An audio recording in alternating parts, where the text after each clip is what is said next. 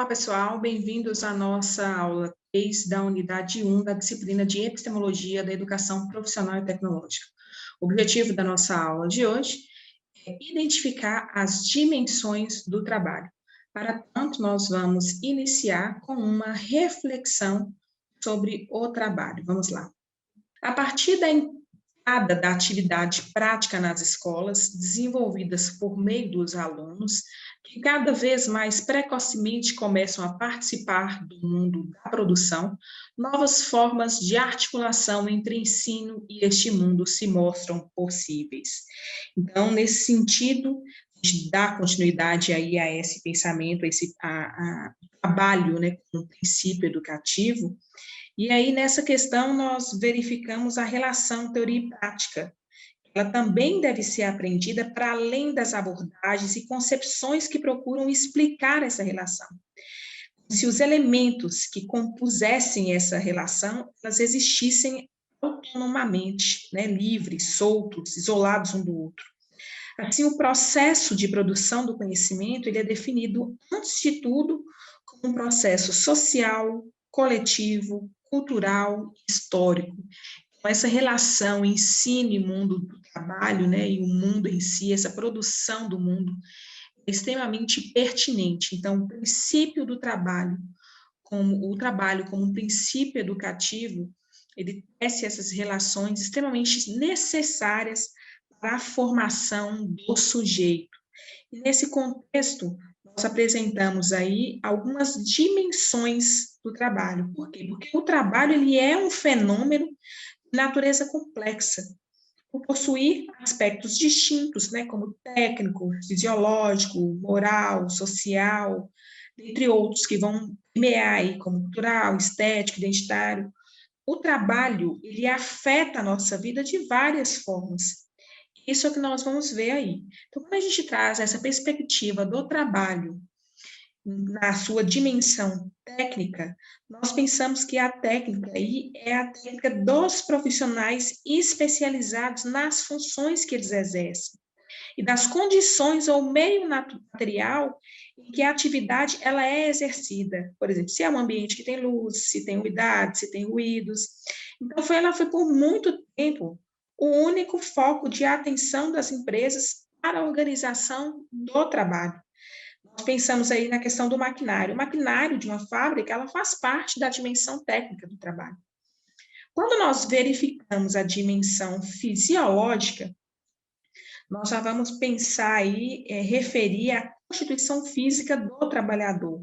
Então, são essas reações físicas referentes ao funcionamento do sistema muscular, respiratório, dentre outros. Então, essa dimensão fisiológica, ela é condicionada pela dimensão técnica, né? Então, essa relação é uma relação de pertinência.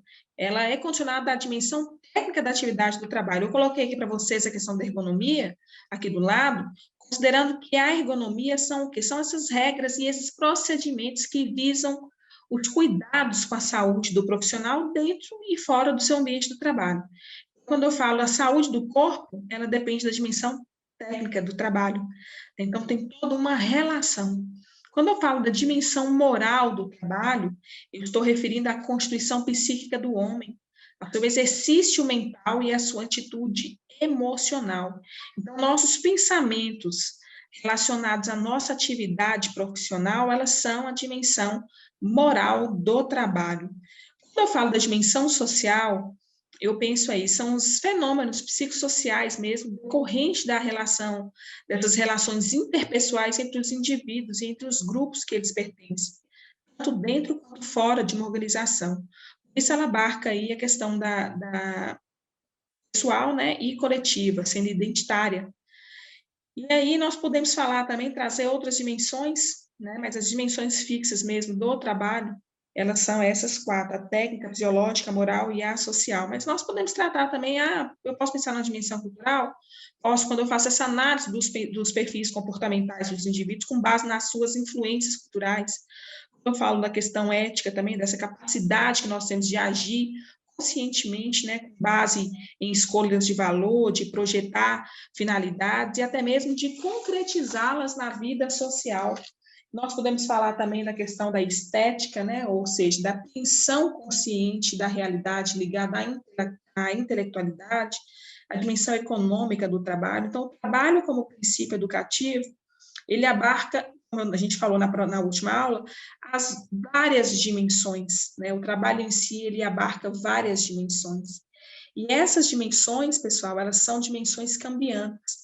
Por quê? Porque elas estão em constante transformação e influenciando umas às outras de forma dinâmica. Eu tenho aí a dimensão técnica, fisiológica, moral, a social.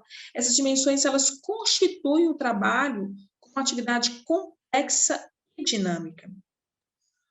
Por fim, nós podemos falar que a educação profissional e tecnológica ela está fundamentada numa história de construção de mais de 100 anos, na verdade, aí, cujas atividades iniciais eram um instrumento de uma política voltada para as classes desprovidas e hoje ela se configura como importante estrutura para que todas as pessoas tenham efetivo acesso às conquistas científicas e tecnológicas.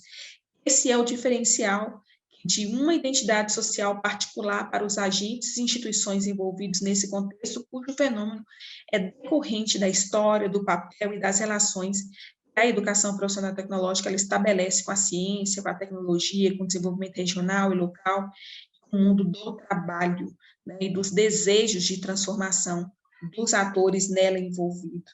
Então, essa unidade, nós podemos reiterar aí essa visão também de que o trabalho ele não pode ser pensado separadamente das ações humanas. Nossa próxima aula, a nossa segunda unidade, nós vamos tratar do histórico, né, da educação profissional e tecnológica.